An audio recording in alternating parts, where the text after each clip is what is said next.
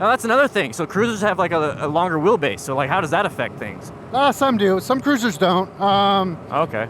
But yeah, sport bikes will have a shorter wheelbase because you're supposed to be able to, I don't know, take them to the track and really corner with them. And but some cruisers will have a shorter wheelbase. It's the rake that's kind of important. So if a bike's got a really big rake, it's going to feel floppy and stuff when you're turning or low speed maneuvers.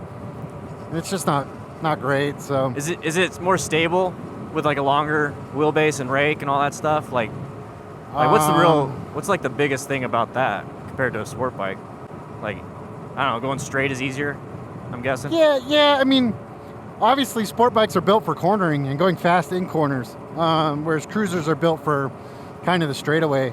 And so a longer wheelbase and a little larger rake is okay on a cruiser, where that's not probably what you want on a sport bike. So, you know, it's just two different bikes. They're built different ways. And not that they're more stable. A cruiser, because you have that short seat height, a little longer wheelbase is going to feel stable, which is nice. Okay. But you know, the majority of the world, you have a lot of, you know, there's a lot of followers on DDFM that ride cruisers, but there's a ton that ride sport bikes. Yeah. What do you think? These guys are beginning on that.